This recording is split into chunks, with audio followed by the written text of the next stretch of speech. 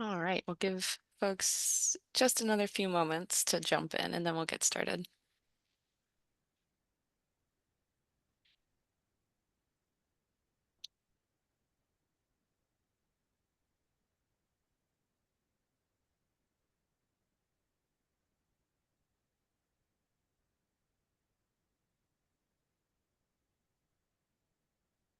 Here's Marianne. All right. Yay. Okay. Also want to welcome Katie Moore. Katie, thanks for joining. Kelsey, thanks for joining. Lisa, thanks for joining.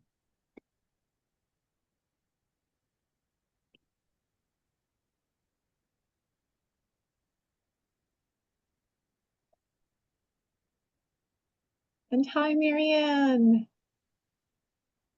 Hi. All right, we're in great shape. Allie, would you like to kick us off? Happy to. All right. Hi, everyone. Thank you so much for joining us this evening. I've started the recording, just so you all know. We're here tonight for the Charlesbank on the Esplanade pre-construction community meeting. My name is Allie Bedridjian. I'm the Director of Projects and Planning at the Esplanade Association, and we are thrilled to have you all here this evening as we've reached this project milestone and we're approaching groundbreaking for this new welcoming facility on the Esplanade. So during tonight's meeting, you'll hear the latest from the project team. You'll hear some updates since our June 2024 community meeting, as well as what to expect during construction. We'll move pretty quickly through this information so that we can save plenty of time for our Q&A session at the end of the meeting. We look forward to your questions. This meeting is being recorded, and the recording will be posted on the Esplanade Association website and shared for folks who weren't able to make it tonight. We hope that all who engage with tonight's meeting will come away with an understanding of the project team and our roles, having learned about the construction schedule and what to expect as work begins this spring, and that everyone will feel welcome to ask questions about the information presented. If you'd like to ask a question, please use the Zoom Q&A feature on the bottom of your toolbar. All questions will be answered during the Q&A session at the end of the meeting. So thanks again for joining us, and we will get started with the project team. We hope you're already familiar with the Esplanade Association, or EA. We are a 24-year-old community-supported nonprofit that works to revitalize and enhance the Charles River Esplanade, sustain its natural green space, and build community by providing educational, cultural, and recreational programs for everyone. We do this work in partnership with the Massachusetts Department of Conservation and Recreation, or DCR. For the Charlesbank on the Esplanade project, we have an incredible team that's been working together for many years to reach this point. We couldn't have made it here without our elected officials who have been vocal supporters of this project all along the way, from Senator Will Brownsberger to Representative Jay Livingstone and Boston City Councilor Sharon Durkin. We invited their offices to join us this evening. I'm keeping an eye on the attendee list. If anyone from their offices are here, please raise your hand and we'll give you a chance to say hello. But we are joined tonight by representatives from the full team that will lead this project through its construction phase. At the top here, we have DCR, the landowner and primary steward of this site and 450,000 acres of Commonwealth property, including forests, parks, greenways, historic sites, seashores, watersheds, and more.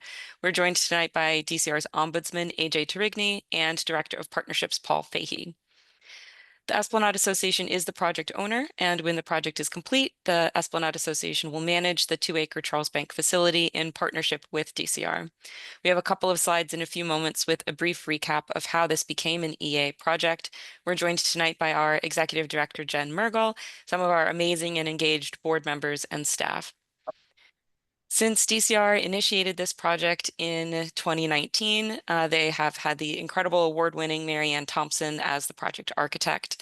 If you haven't yet, we encourage you to visit the Visitor Center at Walden Pond to see Marianne's work on a DCR property and experience how her team designs these spaces to hold the history of the site and provide opportunities to learn, gather, and engage while ultimately keeping the focus on the landscape and getting people back outside to enjoy it.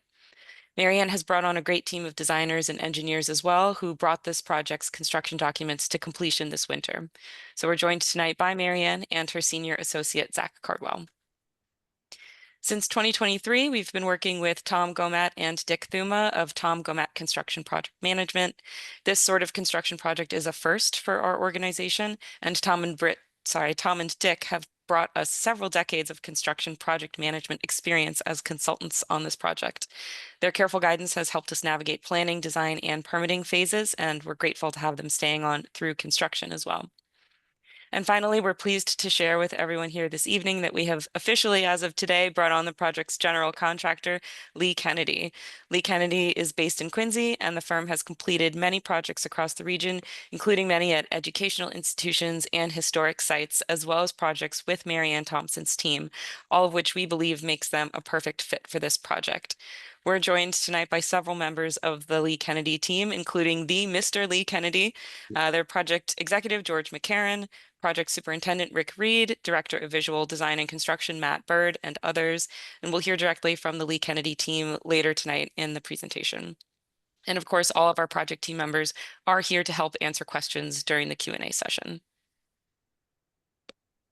So before we get to what's new, we're going to take you back for a few moments, and then we'll move forward with updates since our June 2024 meeting.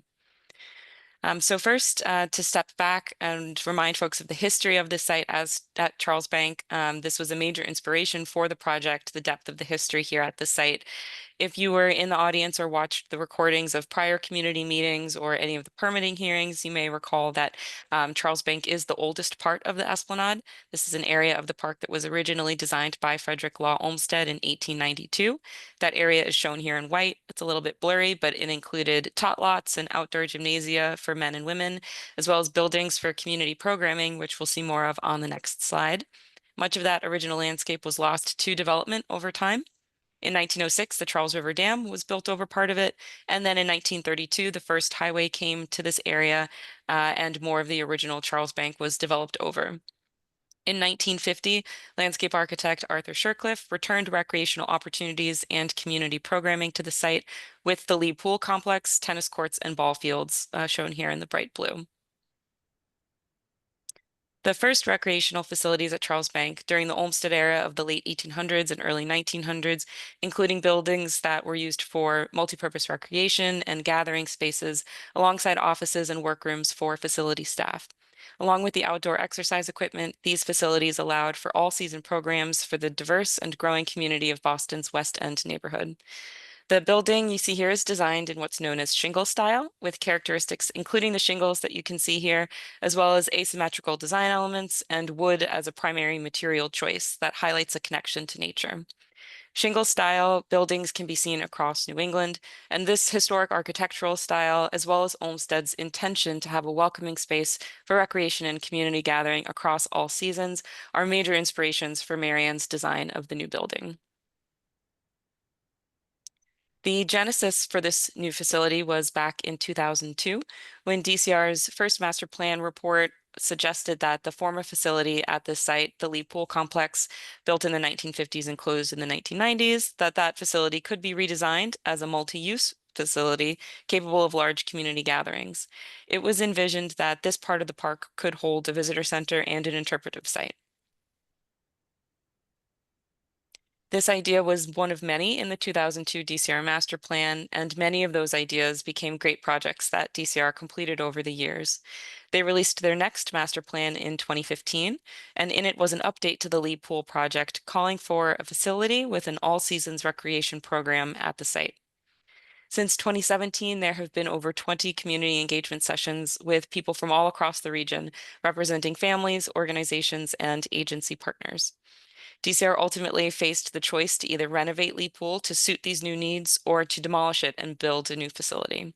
So out of these community engagement sessions and studies by the agency, there emerged the preferred alternative or the best option based on the studies that have been conducted. DCR defined that alternative in 2018 as being a new facility with interior multi-use space, covered outdoor space, general landscape areas, and a roof terrace. After 3 additional years of study and public engagement, DCR moved forward to demolish Lee Pool and made room for this new recreational facility, and brought on Mary Ann Thompson architects to lead a community-centered design process. After the site was cleared in 2019, the Esplanade Association joined the project, advancing Article 97 legislation to allow for the land to be leased to EA, followed by 3 more years of design permitting, fundraising, and community engagement. In January 2025, the completed project package went out to bid for general contracting, which brings us to today's meeting. So in the bottom center image on this slide, you can see the former Lee Pool complex being struck down with the first blow from the former DCR commissioner. And now on this slide, we can see the condition the site has been in ever since that pool was demolished. In the pool's former parking lot, the Esplanade Association has a temporary operations yard, which is confined within a fence. If you've been in the area, you've hopefully taken a look at the timeline that we have on our scrim, showing the history of the park and the work that DCR and the Esplanade Association have completed in the park in partnership together since 2001. The grading of the fields that was left behind after demolition provides some stormwater management, and the drop-off lot provides 4 ADA parking spaces and room for a tow truck, providing easy access to Storrow Drive. So this has been the site condition for almost 6 years in waiting for this project. When we met last year, we were still working our way through several approvals and permits. We're pleased to share that we are down to our final construction and building permits with DCR and offices for public safety and inspections. And at the bottom of the slide here, you can see a rendering of the final project design. We have a few slides coming up showing some of those final designs that we're really excited to share with everyone. So what you can see here at the bottom of the slide is a view of the building as if you were facing south on your way from the Alphonse Memorial Spray Deck and the Museum of Science. So this is known as the northern face or northern elevation of the building. This side of the building has one of the main entrances, and you can see in this image some of our sustainability features, including rooftop solar panels. We have some bike racks here under this exterior staircase. We have our water tank for horticultural uses. And as described in the 2015 DCR master plan, the facility has an elevated terrace on the second floor, providing new views of the Charles River.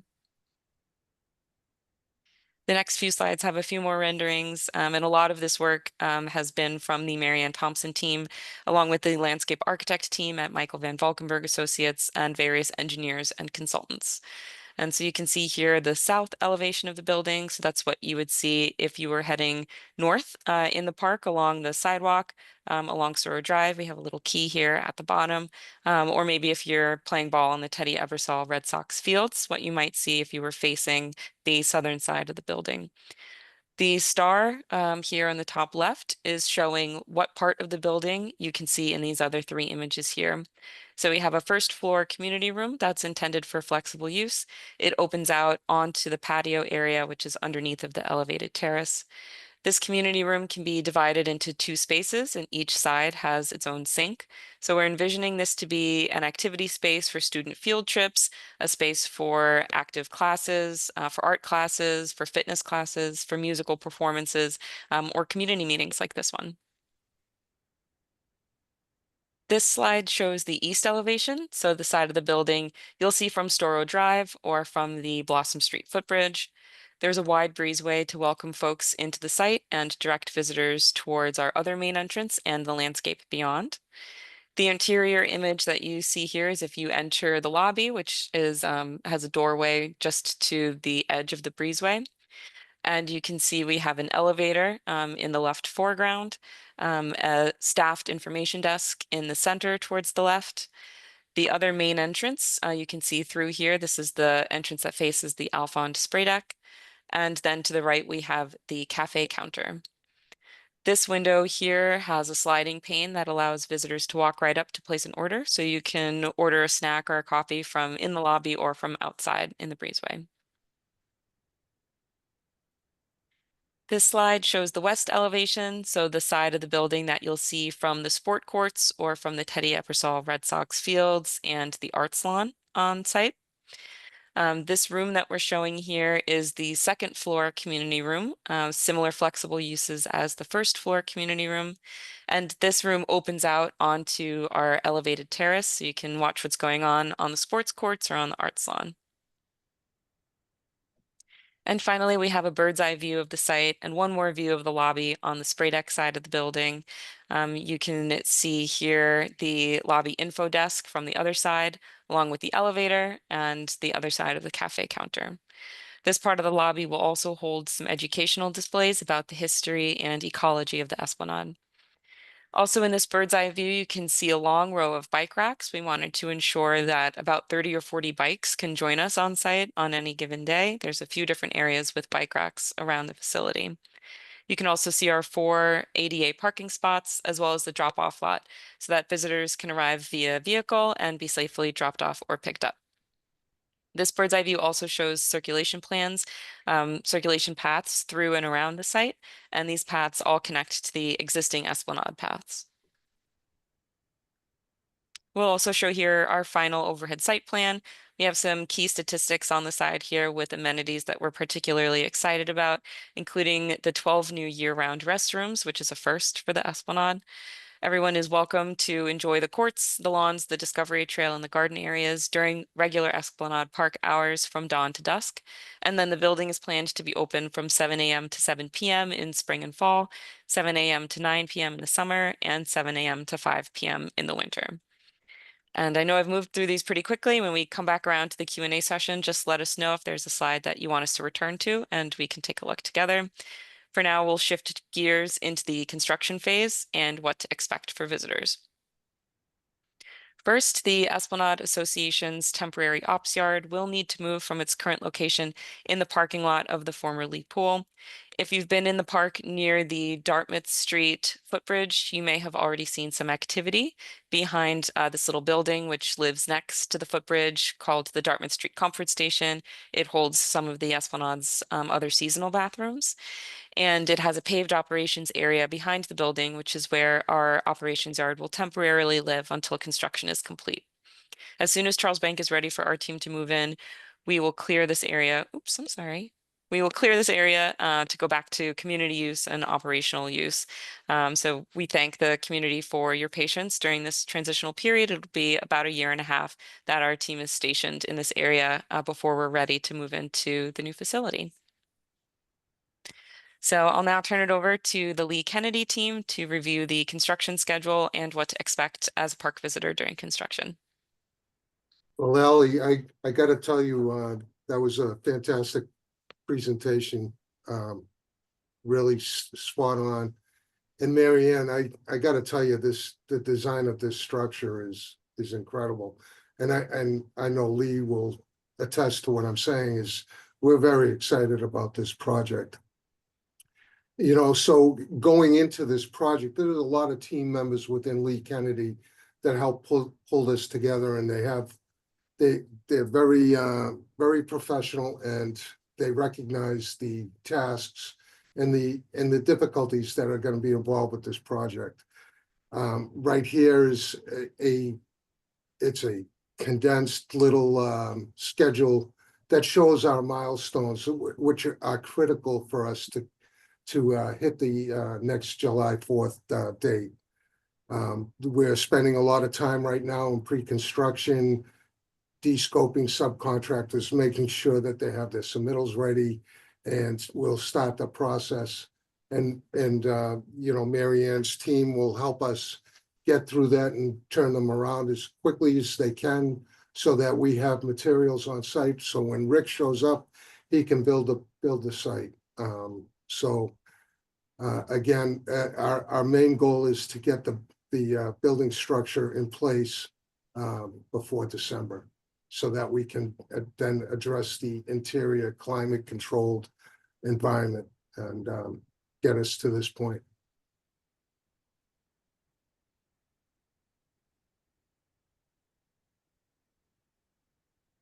So one of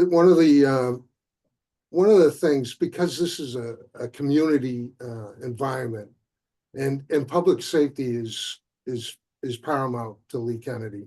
We really need to focus on it, but we need to communicate with the community to let them know where we are at a certain point of the project, and set expectations on a weekly, monthly basis to show that we're progressing, and we want to make the transition to our construction site, but to the access and the accessibility to everybody that uses the Esplanade property.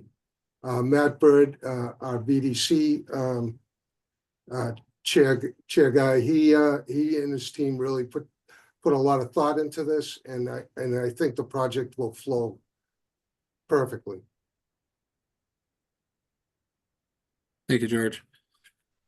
So this project dashboard is going to be vital for getting live updated information, as George had said. Here's an example of what it's currently live and looking like right now. It was developed to provide live information, including the project summary, contact information for involved parties for Lee Kennedy, the Esplanade Association, any consultants. And it also has live links to 3D captures, both through aerial coverage and through ground coverage, to give live updates of what's really happening on the site.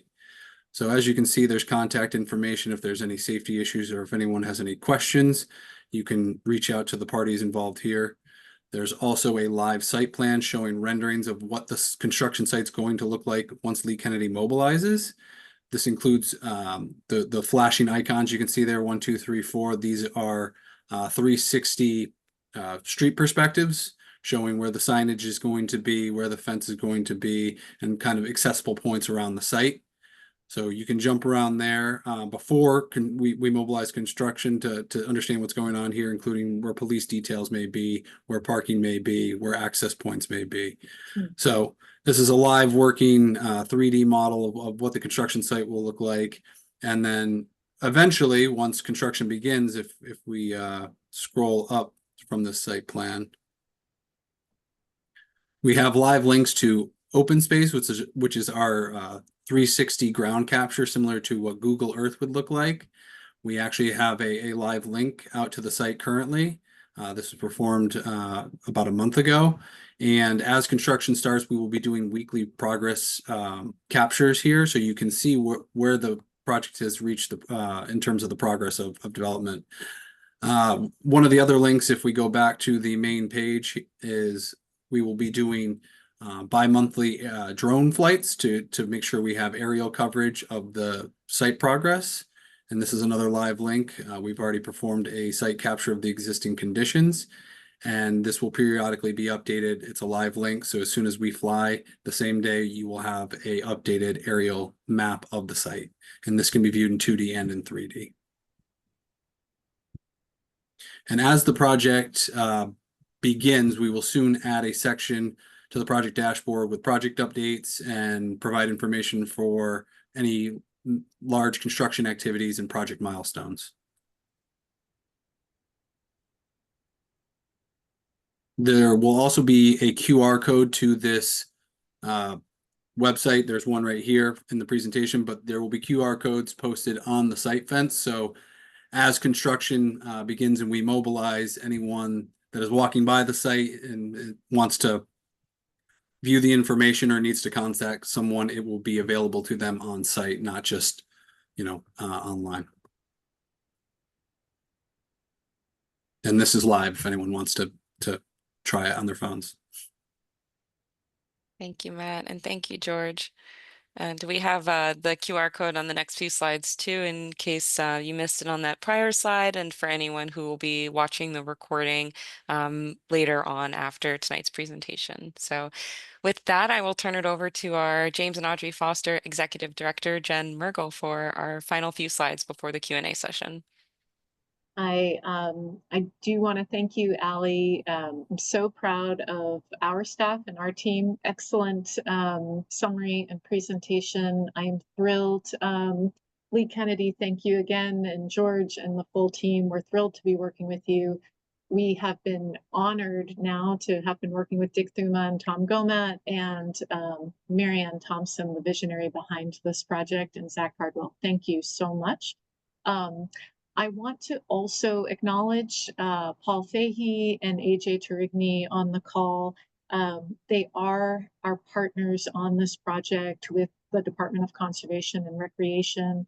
We would not be able to have realized any of this without their day-to-day work, along with Jenna Johnson, as well as I know it is a significant day for DCR with the announcement that Commissioner Arrigo will be building on amazing work for the past 2 years.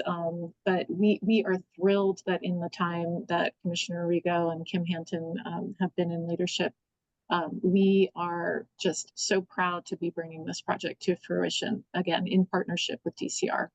I am here to remind us why we will be navigating that Gantt chart that George and his team put out and Ali summarized so succinctly for the upcoming months of a construction site. It's to get to this moment when we can open in mid-2026 and really deliver on all of the mission of the Esplanade Association to increase access to the park, to really expand just a sense of connection and health and joy in the park through a destination that people can count on year round, whether it's January or July, knowing that they can enjoy the Esplanade, their riverfront state park, as an amenity that's truly accessible for all, no matter the season.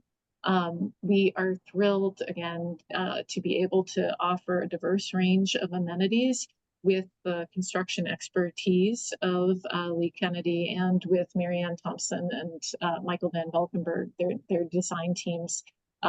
Really great vision for how the space can be porous and useful and interconnected to the rest of the Esplanade, and a flexible space for all types of cultural and recreational activity. So Ali's showing you a cross section, and I think you will note within the broader, almost 2-acre site, our 9,000 square foot building footprint it's relatively small within this site, but we'll be delivering so much to the broader landscape and fits beautifully in this space. And again, Marianne, you're amazing in thinking about ways to bring the outdoors in and connect people to the outdoors with your design vision. So this really has been designed as a space that will hug and embrace you as you enter the park, and then really open up the rest of the park to you as a gateway. On the next slide, I think you can see beyond some of the recreation work Ali was also mentioning, beyond the multi-purpose courts, we will have open, flexible plaza space, an arts lawn, space with an at-grade outdoor stage. All of these amenities will take some time. You may have noticed on the Gantt chart that the building itself, that structure will be coming later on, and we know that Lee Kennedy will be doing a lot of work on the site itself to make sure that the landscape is properly graded, that all of the stormwater filtration that we have committed to make sure that the Charles remains healthy throughout this entire process, all of that is in place. And then the building will be going up after a lot of underground work and foundational work to get there.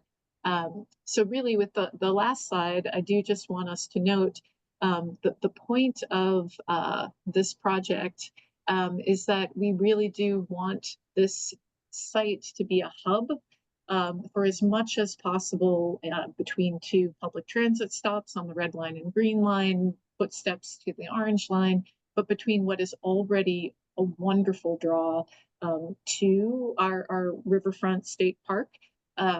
There are great amenities. I know there are folks on the call from Red Sox Foundation, from Museum of Science. We've been working really hard to upgrade the old Charlesbank playground as the new Gronk playground, and DCR is working phenomenally on that project to deliver that this summer. And there are many really great nonprofit partners. If it is Community Boating Inc., I see, we have duck boats with us, West End Civic and Museum. We are very excited for this to be a stopping point in the park that can also point park visitors, whether you're first time or you use the park every day, to all of the great amenities around the Esplanade and within the Esplanade, and to the missions of our sister nonprofits working nearby. So we're really excited to be able to serve the many folks. I saw Nick Haney is on the call. We know how many outpatient visits a year there are at Mass General Hospital or Mass General Brigham right across from the site. If it's in service to the staff, if it's in service to patients, we're really excited to deliver this amenity. And to, all of our friends around the Esplanade, we really can't wait to welcome you here. So with that, Allie, I guess we can head off to the last slide. I think we're on time to open things up. Oh, good. We even have more time for questions. Fantastic. So we do want to open this. Oh, and I already see one hand raised to ensure that folks feel like they understand what is happening during construction. And then also, if you do have questions about after construction, we have lots of visions and partnerships in place. Our first hand up with Dwayne Licia from West End Civic and West End Museum, working in partnership for great interpretation of the site as well. So thank you everybody for joining us. With that first hand raised, Dwayne, I will work with my colleague Brenda to maybe help to direct you on how to unmute and to chat. So, oh, maybe I can even press that button. Dwayne, are you unmuted and are you able to Can you hear me? know what you're thinking? Yes, we can. Thank you. Awesome. I have actually 3 questions, but they're really quick. Will the Alphon spray deck be open during construction? Okay, that's question 1. And question 2, question 3?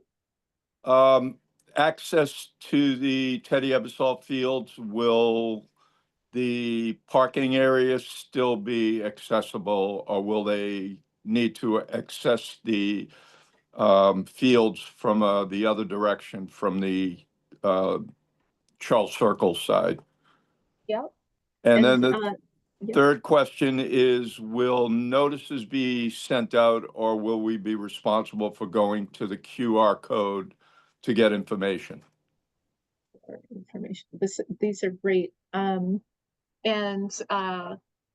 I may turn to Paul or AJ to correct me if I'm wrong, but my understanding, Dwayne, is the Alphon spray deck will remain operational as it typically is through our construction.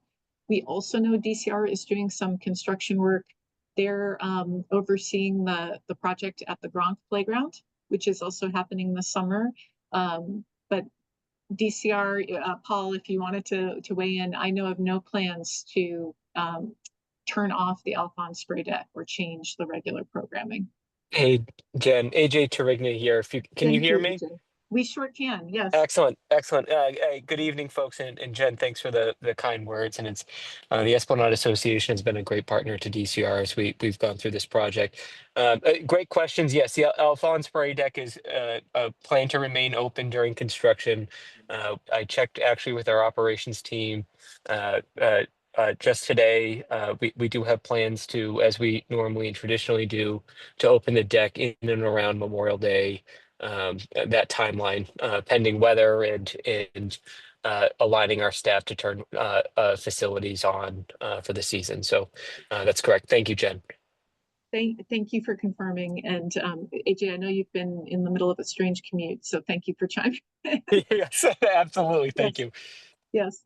To your second question, Dwayne, yes, our intent is to maintain access as it's currently now to the drop-off area and to the 4 ADA accessible parking spaces during construction. And so, yes, thank you so much, Allie, if you're driving. What's important is Lee Kennedy is working within the construction fence up to the edge of the sidewalk area, the gate to the Teddy Ebersol Red Sox field, that is sort of right here as Allie's cursor is pointing on the left-hand side of this image. That is to remain open.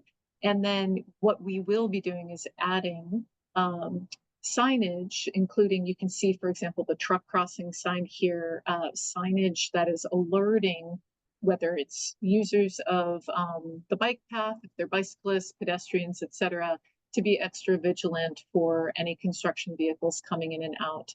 And then George or Rick, I may defer to you, as we know that there are some points where, for example, if there were a delivery of something very large or very long to go into the site, that we would, of course, plan to have police detail on site to pay extra attention for safety. And of course, Lee Kennedy would be following all of the safety protocols just to make sure folks are safe outside of the construction fence area as they're moving in and out.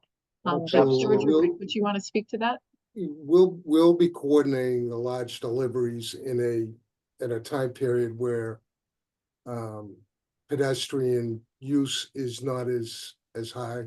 But there will be police details to escort those deliveries into the site fence so that it does not impact public safety. Again, safety is one of our big mantras. We really follow that strictly. We also have very specific trucking routes that will be shared with all of our vendors. We don't want any news of someone being started on our project, so well aware of the area, and all of our subs will know the same. Thanks, Rick. And then notice that you were asking, Dwayne, about notices to be sent out. We will be using some of our regular channels, Dwayne. So for example, we have a bi-weekly e-news where you can expect to receive updates from us. We also do have the Esplanade Partner Forum for those partners who are especially active or interested in activity on the Esplanade. We invite folks to those biannually, but that's another email chain that we have to send out information. And then we are definitely encouraging people to use the Lee Kennedy website to get the latest information. That's the beauty of what Matt B. Bird was showing you in terms of weekly updates, bi-weekly updates from the aerial view, so that if you needed to check in advance, that would also be a go-to site. So we will do our best to cover the bases of notifications through sort of, we get into many people's inboxes through our e-news, also our site, but also the Lee Kennedy site. Jen, there was also a maybe related question in the chat from our friend Colin Zick about any impact on Letterman field use. I'll just pull back up the site overhead here for reference. But the Teddy Ebersol Red Sox fields and Letterman Field are expected to all be able to maintain current use, whether it's permitted through DCR or just open use. The entry gate to the Teddy Ebersol fields from the drop-off lot will remain open. There's one gate, which we've heard from friends at Hill House is seldom used, but it is behind the backstop here of this field. That fence, the construction fence will block that one gate, but the other gates farther in the park, which see more use to the fields, will remain open as normal. Thanks, Allie. And Colin, let us know if that is answering your question. I also see your other typed question about coordination between the Gronk playground construction and this site construction. And AJ or Paul, I do want to let this group know that we have, of course, had regular meetings with DCR about both projects happening simultaneously. And there is one large piece of equipment. It's a custom piece from the forthcoming Gronk playground that will be craned into the playground site. And so we are working in coordination to kind of follow that construction schedule with our own construction schedule. But we maintain those channels of communication regularly. AJ or Paul, please let me know if you'd want to add anything to that. I would defer to AJ. He may be transitioning. I know he had a train to get to his car to get home, so we might not have him for a minute. But there he is. There we go. Sorry, I was having a hard time with the mute button. No, thanks, Jen. Yeah, so DCR is very used to and very regularly conducting public construction project. So, which in heavily congested in areas, and the Gronk playground is no different than that. So, we have a great working relationship with EA where we meet weekly in coordinating our construction efforts along with theirs. Will certainly be part of our communication pieces. And with Gronk, is just by means of a quick update, while I have the floor here, pre-construction activities began before the winter time. And you can probably see the difference now. Construction started, and we're moving into the spring months, which is great. So concrete can start being poured, and a lot of those foundations and footings can be placed to support the structural work that will be going in the beginning towards the end of spring, beginning of summer. So that project's moving along well, and I think we'll be able to coordinate just fine with EA as they start their construction efforts. And even to clarify further, AJ, I'm not, obviously in any way project management involved in the Gronk Playground site, but I also know that access and lay down to that site are in a different area, right? So it's not. Yes, thank you. We're on top of each other. Yeah. Correct. Thank you. Yes. So Allie is sort of mapping with her mouse. I don't know if you can see, but so deliveries and much of the equipment and coordination for Gronk Playground is coming in earlier on Sturrow Drive.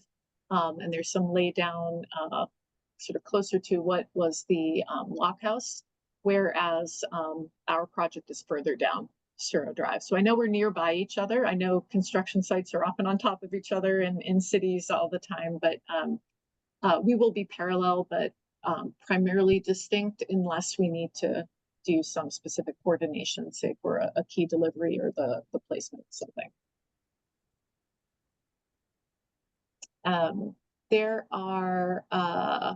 There's another question in the chat from Linda Cox, who's our co-founder. Hi, Linda.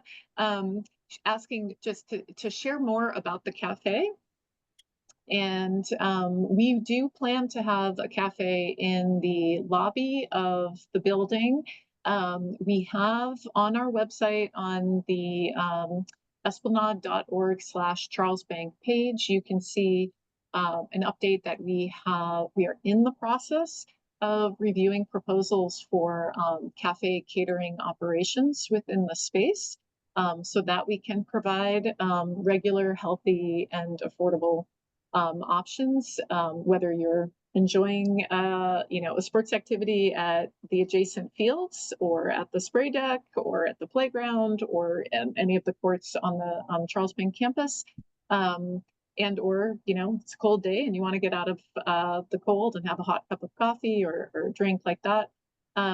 So this is not a full restaurant or a full kitchen, like with a hood. This is a cafe for light options that are seasonal. And right now we're working through the review of some great options ahead of us. We do expect that the cafe would be open all 4 seasons. So not only, for example, just the summer season. And that had been part of our specifications in our RFP. There's a parallel question in the chat where Cindy Brown is asking about the capacity to rent space for parties, right? And, can alcohol be served? And we do have the community rooms that Allie was showing. We would have nonprofit rates. We would also have corporate rates to be able to use the space, and we will be working with, again, a licensed cafe catering operator. Anytime there has been catering in the park, it's an operator who carries a license for things like the service of alcohol. We do have, we worked hard with DCR on this agreement. An agreement, of course, if there is going to be a planned use for alcohol outside of the space, then we are always notifying DCR. And we do have neighbors nearby at the State Police Barracks as well who are there to just support all of our events safely with any of our standard notifications for anything like that, if that were to happen in any of the DCR parks or state parks. So there is the capacity for space reservations, and we do have the capacity for reservations up to 15 times a year. That would close the site to the public so that we can afford to keep the site open the other 350 days of the year for free. So that is also a prospect in the future.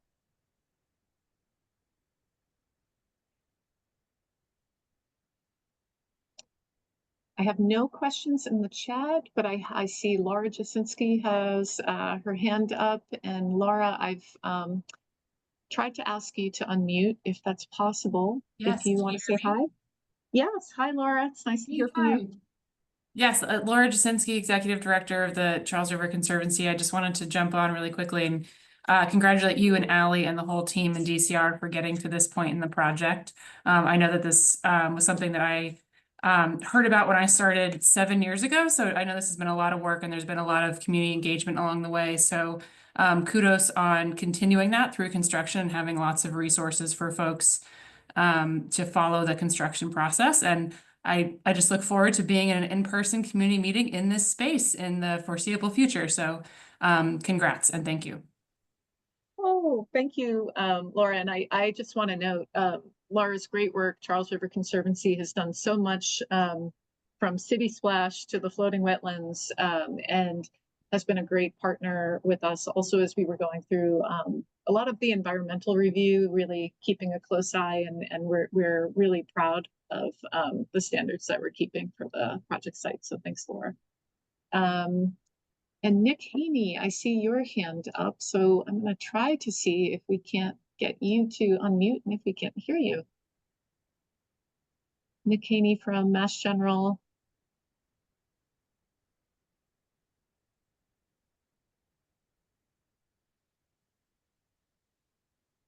And Nick, let me know if you're having a challenge or if you wanted to type something in the chat.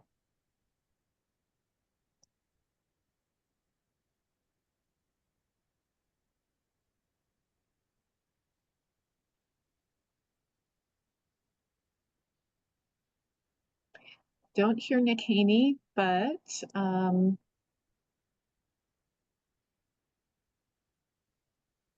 don't see other questions.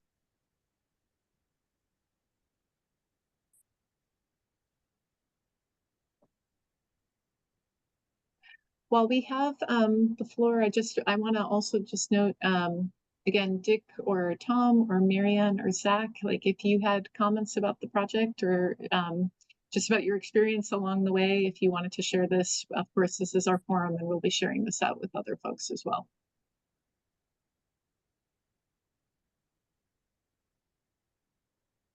Well, it's such an incredible process working with the Esplanade Association and DCR.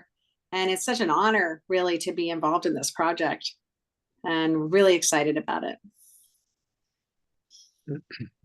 And Dick? Yeah, I was just going to say that over the next couple of months, you won't see much activity on the site itself. Lee Kennedy is planning on mobilizing on site on June 2nd. We will be laying out and installing the fence in advance of that, but you won't see work actually start on the site for 2 months. And the construction job hours normally are Monday to Friday, 7 to 3:30. So I think, Dwayne, to some of your questions about field use, really there's less overlap because of the construction hours, and I think the field use more in the afternoon, evening, and on weekends. So we're obviously very mindful of those things. Going to be maintaining access along the Charles River for as long as we can. We do have to repave that at the end of the project, so there will be a couple of week period, probably in the spring of 2026, when we have to repave that little piece of where it says Esplanade there on the right-hand side. we're gonna hopefully be able to figure out a pathway through the site before we do that. So that's going to take a little bit of figuring when we get to that point, but that will be open up until that point. So trying to maintain access as freely as we can. That's right. Jen, I'd like to just add to that. This is a great presentation. What an amazing project. The history that this has been around in planning for, 10, 20 years, way back to the original master plan. So to be seeing this come to fruition and for us to be on this team, I'm excited. I love this project. I'm really looking forward to working with Mary Ann again. It's been a little while, Mary Ann, what you've done with the building and with Michael Van Valkenburg on the landscape design. This is going to be beautiful. This is a great project. Yeah. I also wanted to say that I know it's going to be so fun.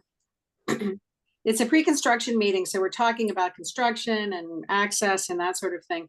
I think the construction is going to be really exciting for people who live in the neighborhood, especially with the Lee Kennedy graphics that you're going to be able to have, like to know what's happening. And for children, it'll be really fun to come look in the fence. And then what is going to be really amazing is once it's built, to have that deck and the community rooms and the exhibit space. It's going to be a incredible resource for Boston. Yeah, what a contribution. This is going to be great. Well, I do want to credit some folks who, again, they haven't raised their hands, but who are with us on the call. And just, again, say out loud and for the record, I want to say a huge thanks. Katie Moniz, Katie Moore have been instrumental from FPA, 4 Point Associates, in helping us on the permitting process for the project. Many partners along the way as we're thinking future forward to how we can make the site not just a nexus of the recreational and the cultural and the environmental, but also the educational. We have members of our interpretation working group with us, Amy Wilmot from DCR, Dwayne Lucia. I'm also seeing, again, Linda Cox, who literally wrote the brochure and helped define the landmark borders of the Esplanade, and founded the Esplanade Association. So there's some really great minds also with us this evening that helped us get to this point, or who will help animate the site once it's open. And we're thrilled with partners like Catherine Snyder, and I had seen Coach King earlier from Hill House, who I know use the fields all the time, but we're partners along the way very early on in the early vision of what the site could be as a sort of multi-purpose recreational and community site. So just thank you, everybody, for your partnership and for following along and your patience as we got to this point, but we're excited to be getting underway, and please stay tuned for word on official groundbreaking this spring, so that we can all kind of celebrate before the real the heavy work begins. It looks like we have one more question in the Q&A chat. Fantastic. We have here Margaret Picorni is asking, both from Friends of Public Garden, from Charlesbank Alliance, as well as from Garden Club of Back Bay. She said, is the money in the bank, or are you still fundraising? We're so thrilled about this. What a long road. And we are almost there, Margaret. We have the amount in place, of course, for the work of Lee Kennedy, and then there are additional costs we want to be mindful of raising some funds for. But yes, we're close. So I want to say 95% of the overall, the big project cost. And Catherine Snyder is writing, thank you so much for ensuring access to Teddy Ebersol Red Sox fields throughout construction, with a big exclamation point. Hill House is excited about the programming possibilities with the new space and the sport courts. We look forward to following the progress. And yes, we're very excited that we also know these spaces can be used and that there's demand for them. And again, the process wouldn't have begun without DCR asking questions very, very early on in 2015, 2016, 2017, and doing the studies with Marianne Thompson's team on what the community wanted and needed for the site. So we're excited to deliver, and again, increasing access, for our neighbors across Stroh Drive, but for all of the neighborhoods of Boston and all of Greater Boston to be able to access the site and really access the park. We are very hopeful. We know about 4 million park visits annually are tracked on our people counter technology into the park, and we're very excited that this amenity and this facility and the whole campus will be a landing place for many more folks. So we're looking forward to seeing how that moves the dial.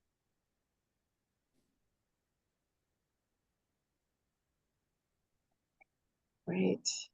Well, and I see our neighbor Lisa at Museum of Science. Thank you for joining us. To our board members who are with us this evening, Adam, Missy, thank you everybody for joining us.